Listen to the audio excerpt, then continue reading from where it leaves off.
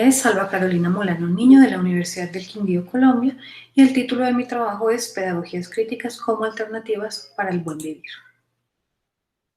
Estamos en una crisis planetaria, es una de las frases que más escuchamos en los últimos tiempos. Es una frase en la cual hacemos un análisis de todo lo que está sucediendo en nuestro planeta a nivel ecológico, social, cultural, político, económico, y que evidentemente nos tiene pensando muchísimo en lo educativo, por cuanto allí tenemos una responsabilidad fundamental sobre la devastación que está sufriendo el planeta y que en los últimos 40 años ni siquiera sabíamos que iba a suceder de una manera tan profunda. La educación ambiental y las pedagogías críticas tienen aquí un rol fundamental para trabajar sobre el elemento de crisis planetaria que estamos viviendo actualmente y que podría en los currículos generarse definitivamente una forma distinta de ver lo que estamos desarrollando y haciendo en el planeta.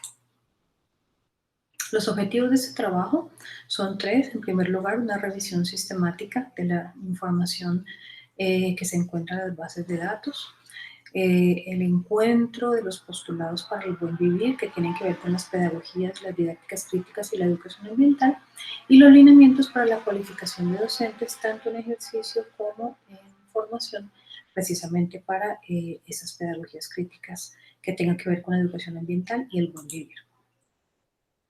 La metodología surgió en dos fases. En la primera fase, lo que hicimos fue buscar en bases de datos especializadas como Dialnet, ERIC, Web of Science, Scopus y DOAG entre el 2000 y el 2020 aquellos documentos, registros que tuviesen las palabras clave pedagogía crítica, didáctica crítica, educación y formación ambiental y buen vivir.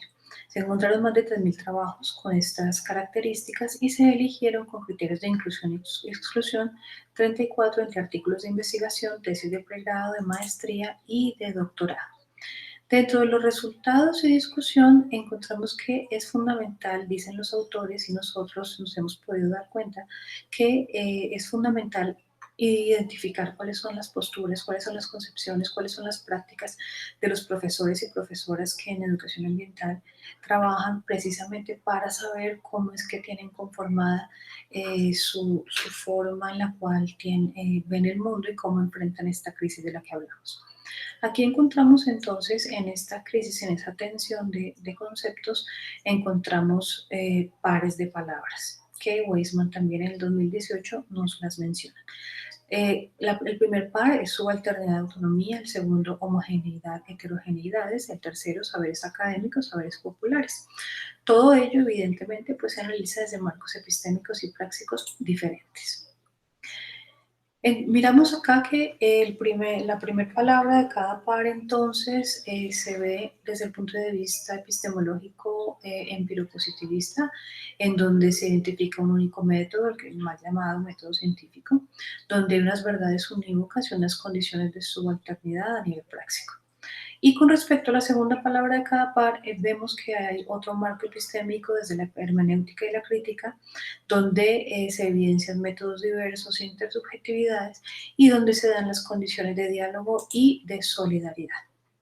¿Qué pasa con esto? Entonces se propone al final de este proyecto algo que se denomina Proyecto Pedagógico Político Ambiental para el Buen Vivir, que se fundamenta en dos acciones fundamentales: un currículo flexible basado en principios éticos y solidarios, en donde se trabaja con comunidades con preocupaciones similares, y este mismo currículo es emancipador por cuanto se negocian aquí todos los saberes populares, saberes académicos, se critican los contenidos tradicionales y hay un desplazamiento del biopoder del profesor hacia los estudiantes y encontrar el aula de manera mucho más horizontal y menos vertical.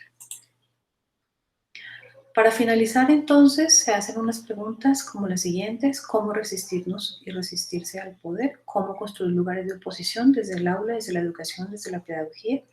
¿Cómo forjar subjetividades e intersubjetividades críticas?